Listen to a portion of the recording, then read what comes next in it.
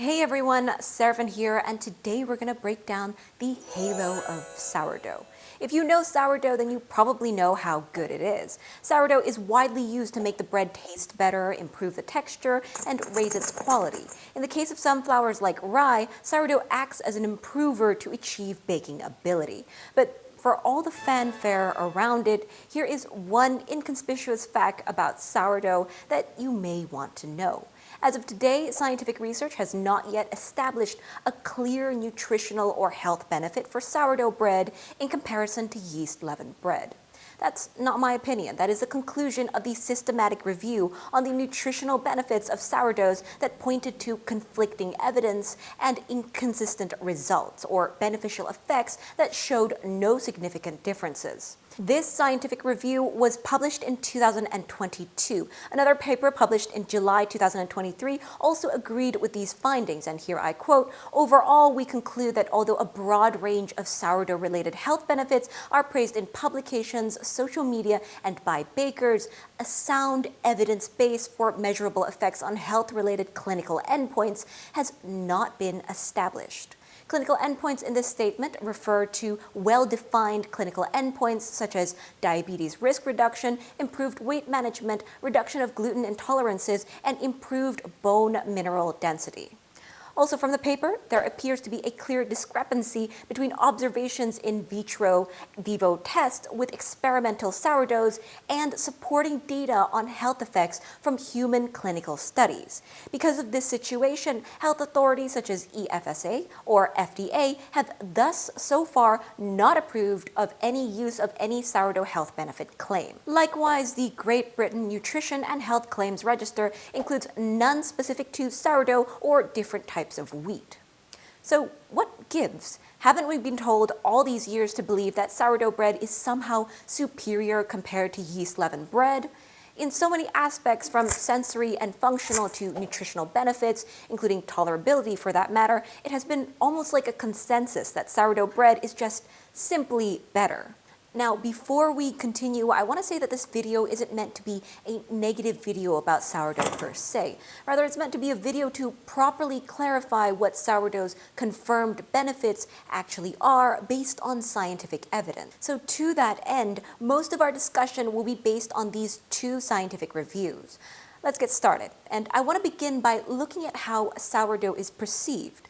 Within the bread category, sourdough breads are considered to be unique. They are perceived to be natural, and from the perspective of food marketing, these breads have the so-called health halo effect. To illustrate this effect, you might see the label of sourdough on a package of bread and think to yourself, this must be healthy for me, even if you have no idea what the actual health benefits of the bread are or what other ingredients it might have. More formally, the health halo effect refers to the act of overestimating the overall favorable nutritional profile of an item based on a single claim. This is something that brands know all too well, as food marketing has been known to effectively use health and nutrition claims made on packaging to create health halos that make food appear healthier than it is, which in turn can lead to overconsumption, hence more sales for the producers with questionable benefits for consumers. However, consumer perceptions aside, without conclusive clinical data on the health benefits of sourdough bread, food authorities aren't likely to accept any health claims on sourdough. One major thing to consider is that there is no consensus on the definition of sourdough. Sourdough can mean a range of different starters with different bacteria and more. As the review put it, apart from commonalities such as a high level of lactic acid bacteria and higher levels of activity, sourdoughs differ in composition with respect to microbiota subclasses, enzymes and metabolic activity, and the proportion of the flour that is fermented. In short, sourdough is a one-size-fits-all glossary with no established and internationally recognized legal definition, which is part of why any health benefit claims on sourdough have, so far, been denied. But that hasn't stopped people from spreading around health claims that haven't been officially confirmed. So let's have a closer look at some of the health claims that are widely spread around and see if there is any claim that can stand up to scrutiny. Let's start with the claim that sourdough fermented breads are better digestible than yeast-leavened breads. Now, we have to ask, what does better digestible actually mean? As explained in this review, dependent of the factor of measure, time or quantity, better digestibility can relate to less time required for a component to be completely digested, or that quantitatively more of the food is digested and consequently less undigested matter passes into the colon. So it is of crucial importance to define what the term better digestible stands for. Depending on what we define as digestibility, the parameters to be studied can be very different, which will influence the conclusions regarding health benefits. When time is the dependent factor, we can look at appetite and basically how full we are after eating the bread. More formally, appetite rating and satiety markers that are closely associated with the gastric emptying rate. Now, to be clear, the gastric emptying rate is a measure of the delivery speed of moving the gastric contents of the stomach into the duodenum. Gastric contents to be delivered include liquids, digestible solids, and indigestible food residues. Now, we can get to the paper. To systematically review the clinical evidence related to the benefits of sourdough fermented bread on health, the authors of this scientific review searched online for articles that met a predefined set of criteria. They found 573 articles, of which 25 clinical trials were eligible. Out of this 25, they found 7 studies that focused on appetite markers as a primary or secondary outcome, including a total of 147 healthy subjects. A total of 7 studies focused on gastrointestinal health parameters, among which 4 focused on 90 healthy subjects and 3 investigated the effects of sourdough breads with a reduced content of fermentable oligosaccharides, disaccharides, monosaccharides, and polyols, FODMAPs, or reduced gluten content in individuals suffering with irritable bowel syndrome, with 170 subjects. Of the 7 studies that focused on appetite and satiety, they found conflicting evidence, and although some benefits were shown, the effect of sourdough per se cannot be identified. In 5 studies comparing sourdough breads with their yeast counterparts, no significant differences in any of the satiety parameters assessed were observed. In contrast, 1 study found sourdough bread ingestion induced a significantly higher appetite and a significantly lower satiety than those induced by baker's yeast bread. In another trial, gastrointestinal perceptions showed that the feeling of hunger was significantly lower, and the feeling for satiety was higher between 45 and 240 minutes after ingestion of a sourdough croissant in healthy subjects than those found after ingestion of its yeast counterpart. As for gastric emptying, in many references, organic acids added to foods have been shown to have the potential to reduce the gastric emptying rate and increase meal-induced satiation. However, 2 studies, with one using paracetamol as an indirect marker and the other using a C-octanoic acid breath test, showed no differences in the rate of gastric emptying after ingesting breads made with different ferments. So when it comes to appetite and satiety and the associated gastric emptying, we can only say with the available studies as our references, the results show conflicting evidence. We can't confirm the claim of better digestibility that relate to less time required for a component to be completely digested. Thus, the claim that sourdough bread is better digestible in this respect is questionable at best. Now, if by better digestible it's meant to indicate quantitatively more of the food is digested, there are many additional parameters that we have to consider, and it is highly related to the claim that sourdough fermentation improves the nutritional profile of bread and reduces the content of components that may cause gastrointestinal complaints in susceptible individuals. Some people who experience discomfort eating breads made using baker's yeast might say that they can enjoy eating genuine sourdough bread. Using this review as our reference again, we learned that these claims are predominantly based on in vitro studies that document the degradation of potentially harmful or anti-nutritive factors or an altered digestibility of macronutrients and micronutrients. Quick note here, in vitro literally means in glass in Latin, which makes sense because it means studies done in test tubes and etc. outside of a living organism. On the other hand, in vivo is the one that means it's done in a real living organism. So when these in vitro studies document the breakdown of potentially harmful factions or the altered digestibility of nutrients, they're doing it on systems outside of a real body. And as explained in this review, we can actually quantify a certain aspect of this. we can measure some of the changes that are happening. And here I quote, "For components which may cause adverse reactions, the degradation of anti-nutritive factors during sourdough fermentation or during proofing of straight dough bread can be quantified." This includes phytate, lectins, amylase, trypsin inhibitors, rapidly fermentable, non-absorbed carbohydrates, FODMAPs, and gluten.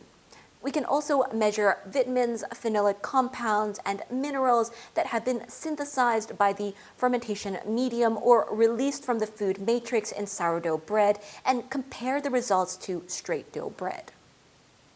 Here's the issue, though. When we're talking about in vitro or animal data for that matter, for them to be actually valid in the prediction of the human in vivo situation, these conditions have to at least be very similar to the human situation. For example, even though rats and mice are frequently used, they have major differences. As explained in the review, despite promising development in mechanical models, differences in the setup and procedures of in vitro studies make direct quantitative comparisons of data across studies difficult. Not to mention, in vitro studies generally result in data on the nutrient content within the test digestion system. The authors also point out that bioaccessibility is not the same as bioavailability, although the two terms are often used interchangeably. So more technically, when it comes to nutrients, the bioaccessibility of a nutrient is defined as the amount of nutrient that is released from its matrix in the gastrointestinal tract, becoming available for absorption, for example, entering the bloodstream. While the bioavailability of a nutrient is the amount of nutrient that can be absorbed and stored by the body's organs and tissues and participates in metabolic processes. For practical purposes, in vitro models are often used to estimate what might happen in the human body, but they can lack certain important parts. In the case of digestion and nutrient absorption, the in vitro model lacks the cells that line the intestines, the epithelium, that may either consume or convert such molecules to other compounds. Case in point, as mentioned in the review, small peptides are readily degraded by enterocyte proteases, and extremely small quantities may pass into the blood. There, they become subject to hydrolysis by proteases, resulting in very short half-lives and concentrations too low to induce a biological effect. Accordingly, the presence of peptides in an in vitro digest has little relevance for their in vivo absorption and post-absorption bioactivity. So in general, what we can take away from this is that sometimes those attention-grabbing benefits coming from in vitro studies may not necessarily contribute to any clinically relevant health benefits. And what that means for the health claim of sourdough being better digestible in the sense of more of the food being digested or the rate at which it's digested is that we have to ask whether that really affects human health. Now, this is a question that is a lot more complex than it sounds because it involves many aspects of human health and other issues. It is to a certain extent what we're going to talk about in the rest of this video. So let's start with the resistant starch. Resistant starch is a carbohydrate that doesn't get digested in your small intestine. The reason that it's often considered good is that it kind of acts like fiber, and it feeds your good gut bacteria. Food processing or baking may transform a fraction of starch into resistant starch, causing a reduction in the glycemic potential. Sourdough fermentation is often said to increase the resistant starch content. So let's take a look at the evidence. Well, at the fermentation state, available data shows mixed outcomes. One study reported a fermentation-induced increase in resistant starch, whereas another found no difference. There's also another study that found no resistant starch formation during fermentation, but a threefold jump during the subsequent step from proof loaf to bread. All studies, with the exception of one, showed a distinct but small increase in resistant starch in sourdough bread. Nonetheless, the storage time may have a significant impact on the resistant starch content. The increase in resistant starch may be caused by the presence of acids, which promoted starch retrogradation after heat application during the baking step. However, the degree of gelatinization, porosity, and other compounds may also have an impact.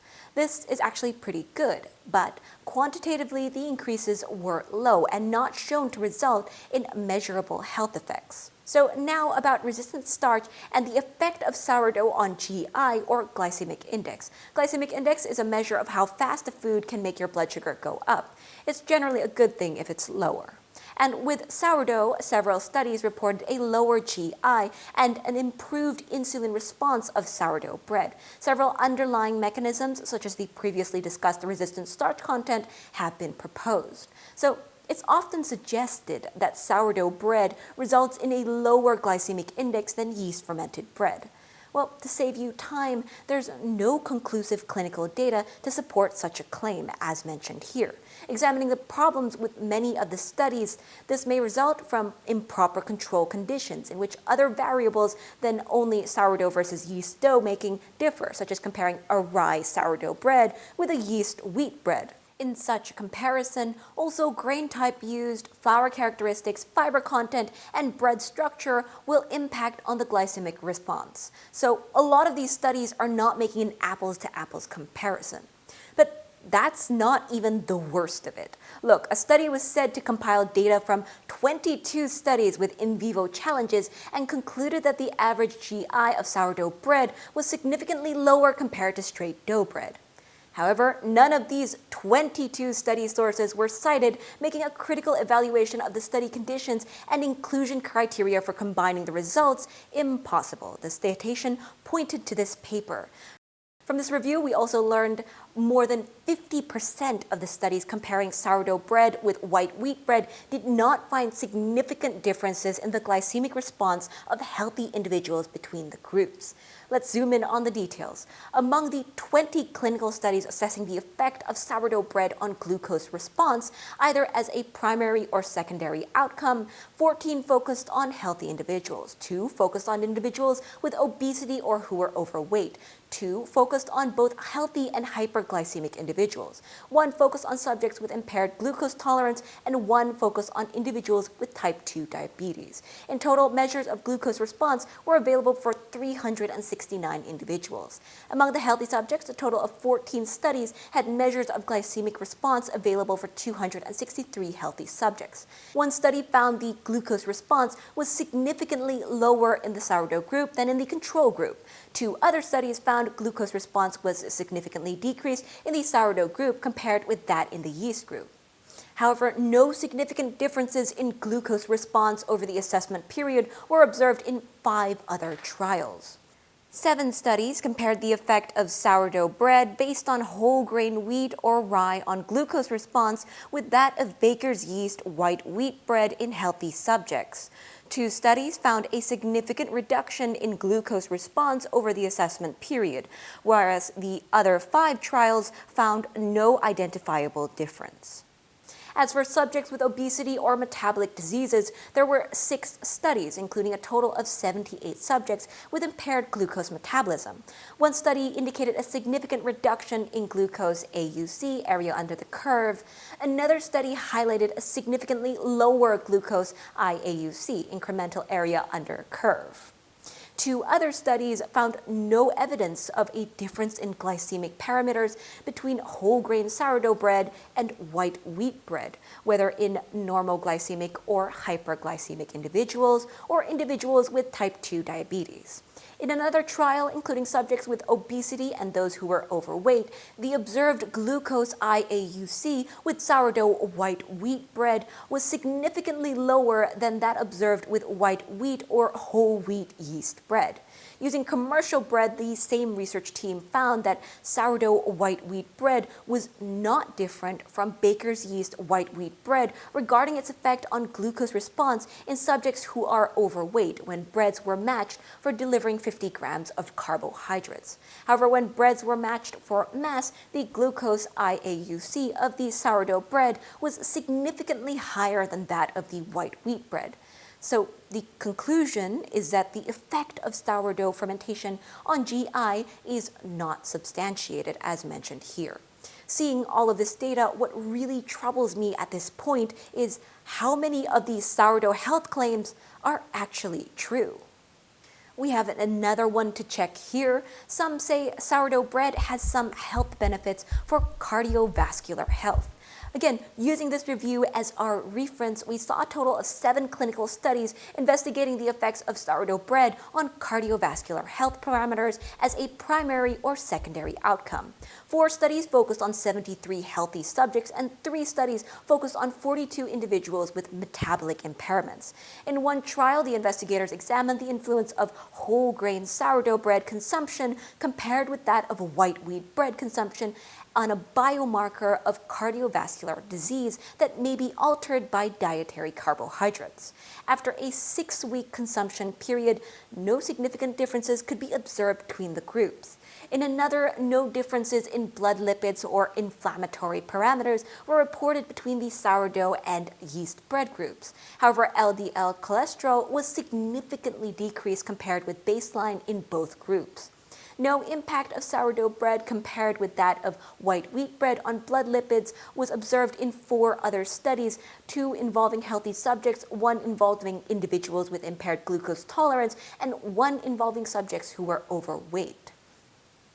However, in another randomized controlled trial involving healthy subjects, a significant decrease in both total and LDL cholesterol levels was found after consumption of whole wheat sourdough bread compared with that after consumption of white wheat yeast bread. So in conclusion, when it comes to cardiovascular health, there were no significant differences between groups for all markers. 1 and only 1 study observed a significant decrease in both total and LDL cholesterol levels. And that's another claim down. It's further fueling my skepticism. Now, aside from these claims, there are also many panacea-like claims about sourdough in the context of addressing adverse reactions to wheat components and irritable bowel syndrome.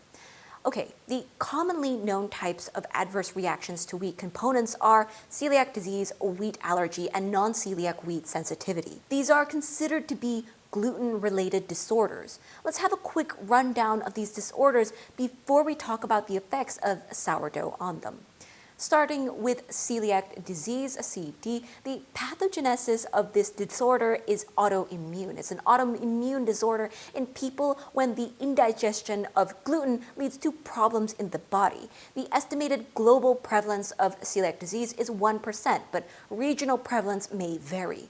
Uptake of this disorder is oral. Peptides from gliadins and glutenins have been shown to be the triggers. A gluten-free diet is the suggested therapy. Wheat allergy is typically an allergic reaction to the seed storage proteins found in wheat. It's more common in children and can be associated with a severe reaction such as anaphylaxis and wheat-dependent exercise-induced anaphylaxis. It is characterized by T helper type 2 activation, which can result in immunoglobulin E and non-immunoglobulin E mediated reactions. This disorder affects 0.2 to 1% of the population, and children appear to have a higher prevalence of this disorder compared to adults, especially if wheat was introduced after 6 months of age. The increased prevalence in children compared to adults can be explained by the fact that most patients outgrow their allergy by the age of 16 years. Known uptakes of this disorder are oral, respiratory, and through the skins or percutaneous. Depending on the type of the allergic reaction, it could be triggered by gliadins, glutenins, and or non-gluten proteins such as amylase trypsin inhibitors. The suggested therapy is a wheat-free diet. Non-celiac wheat sensitivity is defined as a condition of self-reported unspecific immune-based reaction following the ingestion of wheat or other gluten-containing foods after exclusion of celiac disease and IgE-mediated wheat allergy. The term non-celiac wheat sensitivity actually used to be called non-celiac gluten sensitivity, but due to a strong focus on FODMAPs, leading some groups to conclude that it was FODMAPs instead of gluten causing sensitivity symptoms, the non-celiac gluten sensitivity was changed to non-celiac wheat sensitivity to reflect that. Observational studies from across the globe suggest that approximately 10% of the population is self-reporting wheat sensitivity. Quoting from the paper, the major reason for this is that self-reported symptoms may to a large extent be due to belief, which is strongly influenced by the effects of social media use as well as socioeconomic factors. In one study, for example, investigating 392 patients complaining of gluten-related symptoms, the researchers found 26 cases of celiac disease, 2 cases of wheat allergy, and 27 were diagnosed with non-celiac wheat sensitivity. The remaining 337 patients did not experience any change of symptoms with a gluten-free diet. So the authors concluded self-perceived gluten-related symptoms are rarely indicative of the true presence of symptoms due to gluten consumption. The pathogenesis of non-celiac wheat sensitivity is unspecific or partially immune-based. Uptake of this disorder is oral. Wheat components that might trigger this sensitivity are amylase trypsin inhibitors, gluten, and FODMAPs, predominantly the fructans. Suggested therapy is either wheat-free or strong reduction of wheat in diet. Irritable bowel syndrome, IBS, is a functional bowel disorder in which abdominal pain or discomfort is associated with defecation and or change in bowel habits. Sensations of discomfort, bloating, distension, and disordered defecation are commonly associated features. IBS represents the most commonly diagnosed functional gastrointestinal disorder with an estimated global prevalence about 1 in 10, ranging from 7 to 21%. Because it is a cluster of symptoms caused by multiple pathologies, accurate diagnosis of IBS is difficult, and prevalence estimates are often based on self-diagnosis. There is still no standardized test or biomarker for diagnosis, and examination of the detailed patient history is essential for an appropriate diagnosis. So pathogenesis of IBS is diverse and not clear. Uptake is usually oral. FODMAPs, amylase trypsin inhibitors, and gluten are potential triggers. Exact triggers are hard to be defined. Most patients assume that their symptoms are caused by specific foods, in particular foods rich in rapidly fermentable carbohydrates such as fruits, vegetables, pulses, and grains. Gluten-free and low FODMAP diet are usually suggested for people suffering from IBS. Okay, after the summary of the disorders, now let's have a look at the components that cause these adverse reactions, starting with cereal grain proteins. According to their solubility, cereal grain proteins have been traditionally classified into 4 so-called Osborne fractions: albumins, globulins, prolamines, and glutelins, along with residual proteins. Albumins soluble in water and dilute salt solutions, globulins soluble in dilute salt solutions, prolamines soluble in aqueous alcohols but insoluble in water and salt solutions, glutelins soluble in dilute acid. A quick glance at the solubility of these fractions, and if you have been baking with long fermented dough using poolish or sourdough, you may well be familiar with the byproducts that come with it, such as ethanol and organic acids. From this, it wouldn't be hard to speculate which of these fractions would be influenced by long fermentation, including sourdough, naturally. But wait, before jumping to conclusions, let's gather some more information first. So of these 4 fractions, the first 2, the albumin and globulin fractions, mainly contains regulatory, metabolic, and protective proteins such as enzymes and enzyme inhibitors. They are easy to distinguish and their names are still used today.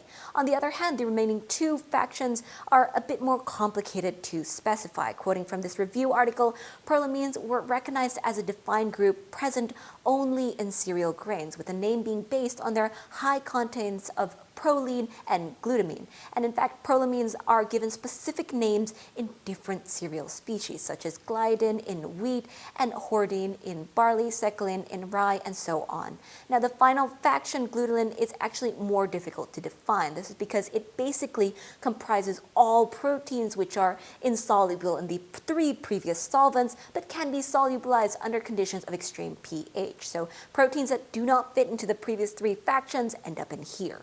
Hence, glutelin proteins are actually a mixture of unrelated proteins, some being insoluble structural and metabolic proteins, such as those bound to membranes and cell walls. But those are the minority. Taking it straight from the review, the majority glutelin components are in fact prolamine subunits, which are not extractable with alcohol or water mixtures. And this is because of their presence as high molecular mass polymers that are stabilized by interchained disulfide bonds. In wheat, you're probably familiar with the glutelin fraction, where it goes by the name glutenin. Glutenin is present in about equal amounts to the gliadins in wheat, and together these 2 groups make gluten.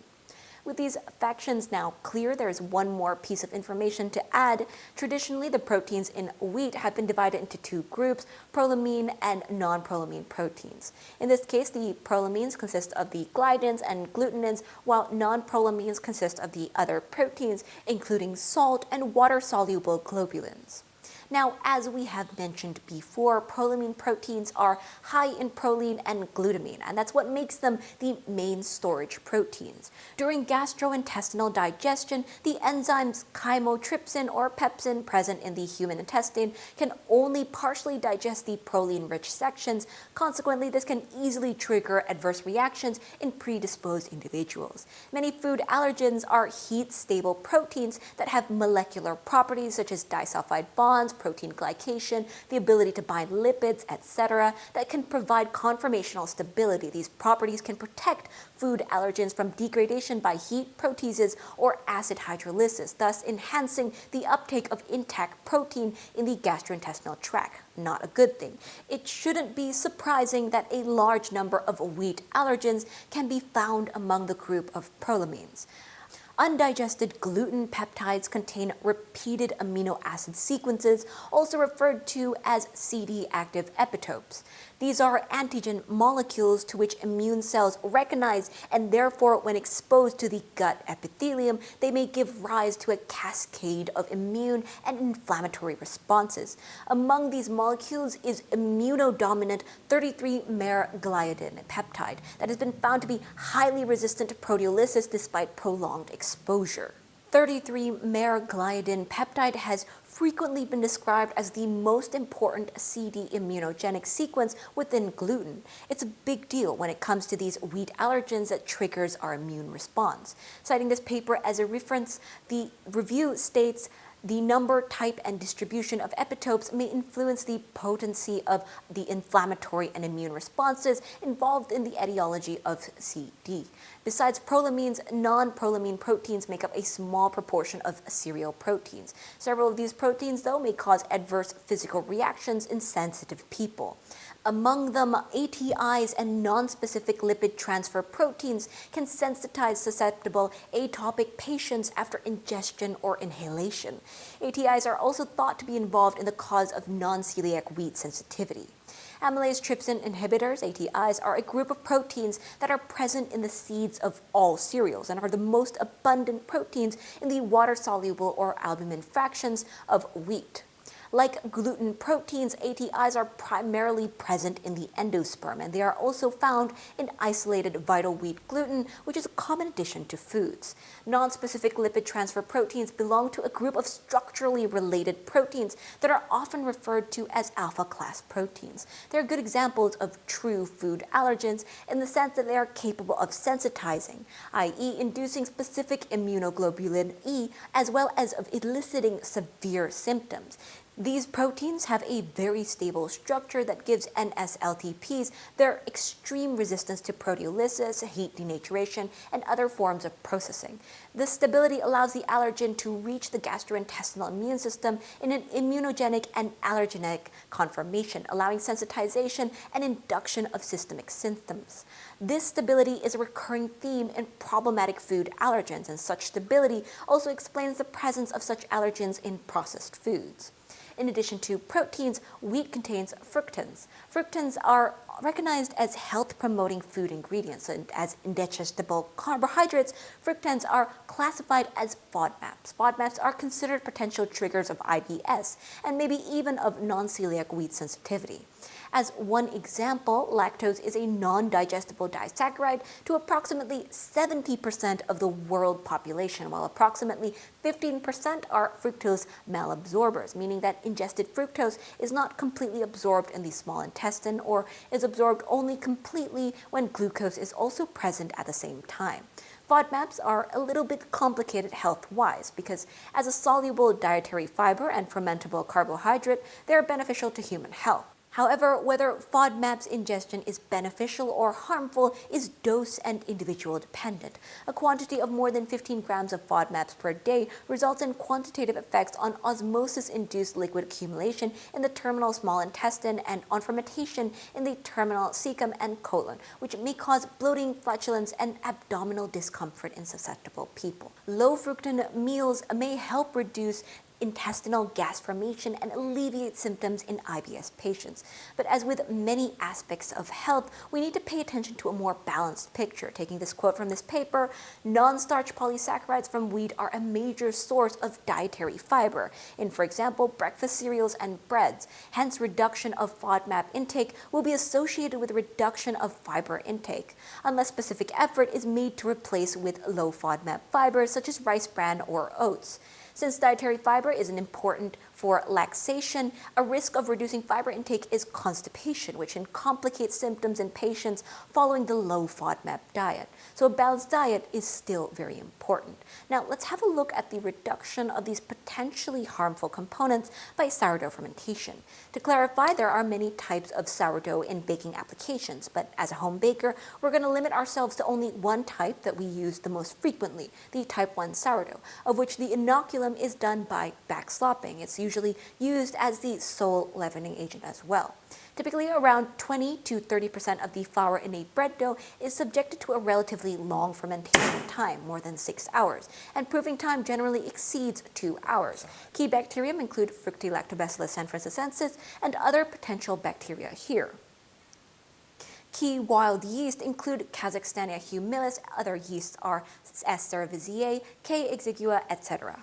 It's also noted that amateur bakers at the household level include more extensive interruptions of the continuous backslopping process and use only 5 to 10 backslopping cycles per month.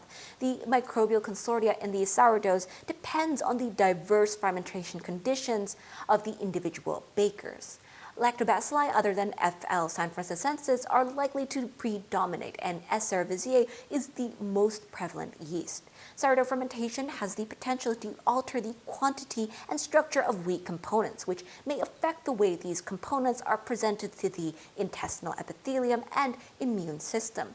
From the review, although there is no validated strategy for producing cereal-based sourdough fermented foods with lower levels of allergens and triggers of celiac disease and non-celiac wheat sensitivity, experimental sourdoughs have shown reductions that potentially may reduce adverse reactions.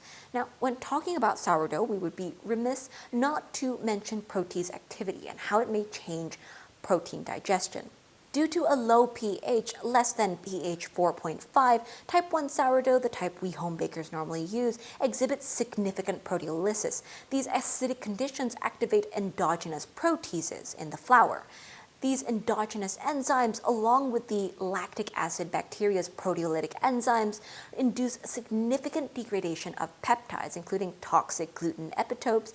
This breakdown results in an almost linear increase in amino acids with fermentation time, which contributes to the better flavor and taste of sourdough bread.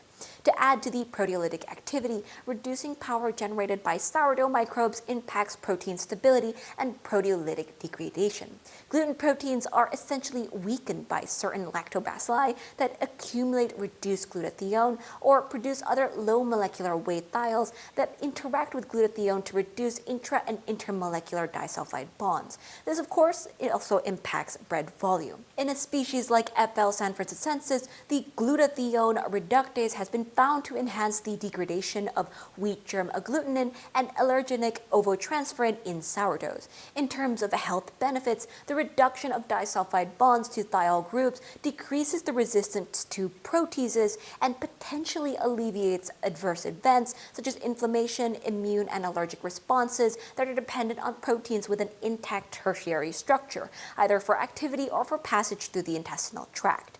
It has to be noted, though, that the reduction of intramolecular thiol groups during the bread making process, however, has been documented only for type 1 sourdoughs. Now, the review continues by expanding on what goes on during protein digestion and why it can sometimes cause problems for our immune system. Starting at the top, after we take a bite of our food and consume it, protein digestion takes place via the combined action of stomach acid and gastrointestinal enzymes, pepsin, trypsin, chymotrypsin, in combination with brush-porter peptidases. These enzymes are supposed to break down the protein that we ate, but sometimes specific proteins and peptides can resist being broken down because of the lack of specific gastrointestinal enzymes required for their complete degradation. You should not be surprised that gluten proteins are an excellent example of this. This is because grain proteins like gluten are particularly high in disulfide bonds and/or proline. Our gastrointestinal tract lacks the proline-specific peptidases required to cut the post-proline bonds in the gluten peptide chains, resulting in incomplete digestion and leaving proline-rich gluten fragments intact. This is a problem because these fragments induce immune responses and inflammation, causing celiac disease. The fragments are commonly called toxic gluten peptides, epitopes, that can be recognized by the immune system. Quoting from our reference, a reduction of gluten epitope levels in food by proline-specific peptidases during food processing may help reduce adverse reactions. So the way we make our food could help us limit these reactions, and indeed, many lactobacilli as well as fungi, including Aspergillus oryzae, express proline-specific peptidases that cleave peptide bonds adjacent to proline. This is pretty good, but before we get ahead of ourselves, the authors continue by stating, however, sourdough products available on the market are generally not processed in this way, and there is no data to support the claim that sourdough breads reduce the risk of developing celiac disease. So, in the end, the only truly effective treatment for celiac disease is a strict adherence to a lifetime gluten-free diet. Now, let's talk about the conversion of FODMAPs. In vitro trials demonstrated that sourdough fermentation can significantly reduce the FODMAP content in bread, with certain microbiota being able to almost completely degrade it, meaning that sourdough bread could potentially be better for IBS patients by mitigating gas formation-related intestinal discomfort. That being said, though, it has to be noted that baker's yeast fermentation alone is also very effective in reducing FODMAP content, and in vivo clinical evidence supporting the safety of the resulting low FODMAP bread in patients with IBS remains to be confirmed. A research team investigated the effects of sourdough bread on IBS symptoms, comparing control bread that was prepared using traditional rye sourdough and low FODMAP rye bread that was prepared using a specific lactobacillus strains, which resulted in rye bread with a clearly lower FODMAP content. They found no significant differences in IBS severity scores or IBS quality of life values between traditional sourdough and low FODMAP sourdough rye breads in 87 subjects with IBS. However, abdominal symptom scores and hydrogen breath concentrations significantly improved in the low FODMAP bread group. A subsequent study by the same team confirmed sourdough baking reduces the quantities of both ATIs and FODMAPs found in wheat, but the sourdough bread was not tolerated better than the yeast-fermented bread. However, the score related to non-GI symptoms such as tiredness, joint symptoms, and decreased alertness was significantly higher in the low FODMAP sourdough group than in the yeast group. One randomized controlled trial reportedly used sourdough fermentation with specific lactobacillus strains and fungal proteases to lower gluten content in wheat bread, and then assessed whether the resulting product would reduce gastrointestinal symptoms in patients with IBS compared with normal gluten bread. The study reported a significant decrease in gastrointestinal symptoms for the gluten-reduced sourdough bread when compared with yeast bread that had normal gluten content, but they did not report any changes in IBS severity score or IBS quality of life scores. Another study comparing a regular rye sourdough with a specific sourdough containing unique lactobacilli that efficiently metabolize fructans showed no significant improvement of symptoms. From all these results, we can see that the clinical relevance of sourdough bread for FODMAP-sensitive individuals remains unclear, and the effects may be more dependent on the composition of the overall diet. Thus, this is another sourdough health claim that remains questionable at best. Okay, let's talk about the reduction of anti-nutritive compounds and contaminants, starting with phytate or its phytic acid. Phytic acid is often labeled an anti-nutrient because it binds to minerals like iron and calcium, becoming phytate. And since we lack the phytase enzyme to break it down, this phytate passes through our system, taking along with it all those minerals. Whole wheat flour, for example, has quite a bit of minerals, but some of them are bound in phytates, and that makes them, in theory, pretty difficult to access. In fact, since phytic acid is capable of bonding to minerals and trace elements that are part of fluxes between blood and gut, consuming phytates could actually result in a net negative balance. To put it simply, you could consume a phytate, which is phytic acid bound to some minerals, and then as it passes through your stomach, the phytic acid binds to whatever other minerals or trace elements it meets, and when it finally passes through your system, you could end up with less minerals and trace elements than before you ate the phytate. This may not be a very big deal for healthy people with varied diets, but in the case of those with mineral deficiencies, this can be a real problem. And one of the touted benefits of sourdough fermentation is that it reduces phytate content. As this paper notes, and I quote, "Long-term sourdough fermentation with a mutual effect of acidification, which stimulates flour endogenous phytases and the presence of phytates expressing microbiota, results in significantly higher phytic acid degradation compared to short-term yeast fermentation." Reading up to here, you may think that this is it, case closed. There's a clear health benefit from sourdough fermentation, and there's nothing more to it. But it's actually more complicated than that, starting with the degradation. The same paper states that the benefit of the need for use of selected lactobacilli for this purpose is challenged by data from Lienhardt et al., who showed that only moderately acidifying the dough with lactic acid, not less than pH 5.5 in the absence of lactic acid bacteria, resulted in similar phytic acid degradation compared to the use of sourdough fermentation alone. These are pH levels that we can actually reach with yeast too, as long as we let it ferment for long enough. So phytate degradation may not really require sourdough fermentation. But if we continue with the paper, things get more complicated because even though in vitro digestion studies do generally confirm that fermentation-induced acidification of dough reduces phytate content and increases the amount of free ionized minerals, this improved bioaccessibility, which potentially facilitates the bioavailability of minerals, does not necessarily result in an improved mineral status of the human body. The paper continues by stating the latter is the longer-term effect of digestion and the absorption of multiple meals passing the entire gastrointestinal tract, and the subsequent distribution and excretion of absorbed or non-absorbed minerals. This encompasses much more than the digestion of a single test meal in vitro in a simulated intestinal compartment where many in vivo factors are absent. Additionally, let's not forget that our stomach acid is very low in pH, and after the ingestion of bread, phytates may be partially broken down due to phytase activity induced by acid exposure in the stomach.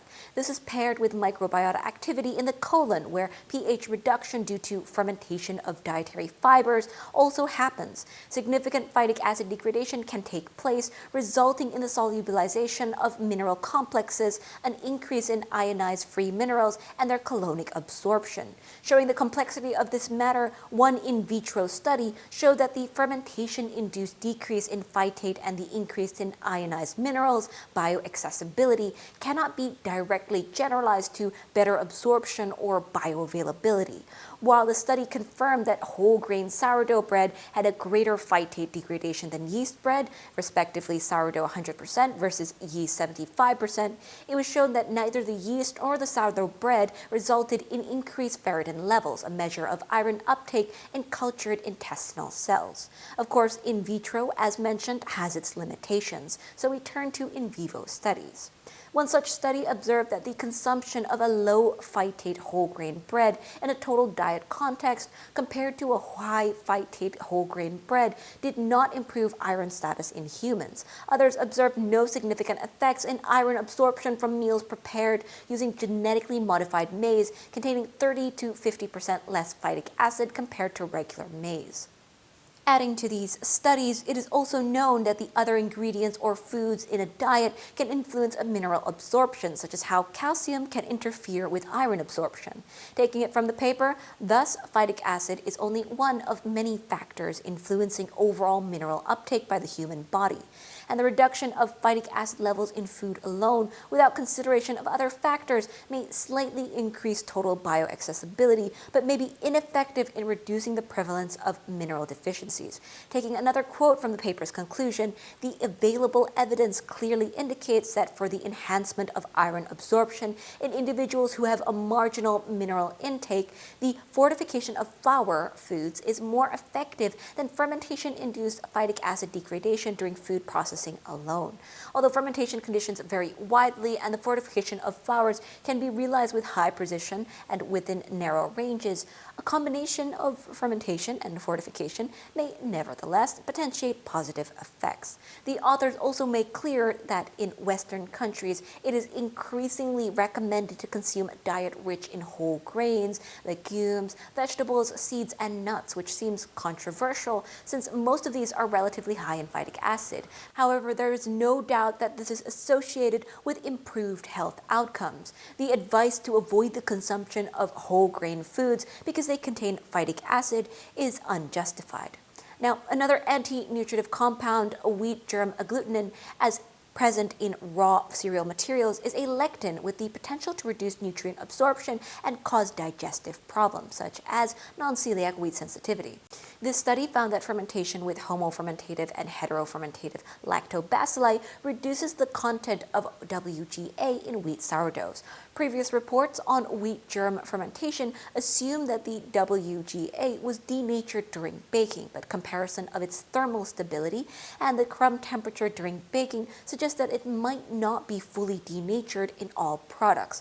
All things being said, though, the actual impact of WGA on health and non-celiac wheat sensitivity remains controversial because adverse effects were observed in vitro, but suitable in vivo studies remain elusive. Thus, this study showing the reduction of WGA content due to sourdough fermentation is likely to add one piece to the large but rather incomplete puzzle that relates wheat components and sourdough fermentation to the intolerance of wheat products in non-celiac wheat sensitivity and irritable bowel syndrome.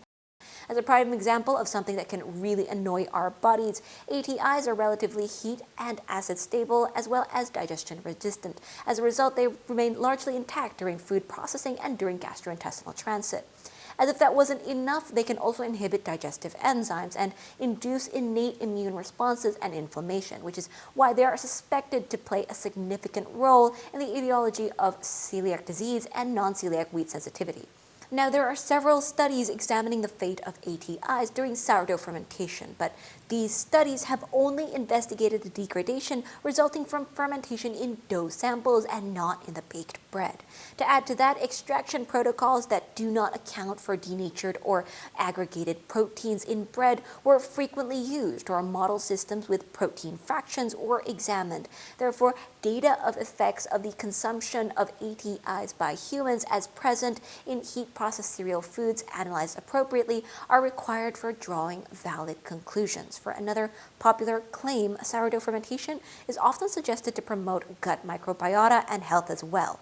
However, a recent review pointed out eminent knowledge gaps which limits developments of a personalized nutrition. So for now, at least, it remains an inconclusive benefit clinically. In conclusion, let's read the words from these authors. Although this review revealed that sourdough fermentation alone did not result in a direct and measurable health benefit, the sum of changes in structure of ingredients and metabolic products might have indirectly positive effects for human nutrition and well-being of consumers. Furthermore, increased shelf life of sourdough bread and reduced susceptibility for spoilage contribute to food safety. Also, sourdough fermentation particularly allows replacement of hyperpalatable baked goods, which are high in sugar, fat, and salt, and were shown to increase the ad libitum food intake with more wholesome recipes. This beneficial impact on bread quality also relates to superior whole grain or fiber-enriched products, and thus supports a healthy nutrition and lifestyle.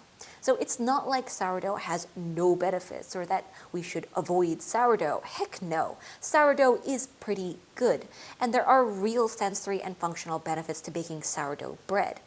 However, we have to be pretty careful with some of the health claims of sourdough, and we have to make sure we aren't misled by the health halo effect propagated by food marketers, especially when considering that there are real consequences to those who suffer from gluten-related disorders, wheat sensitivities, and IBS. Sourdough is sourdough. It's not a synonym for healthy. At least, not yet. Okay, that's it for today. Thanks for watching, and bye!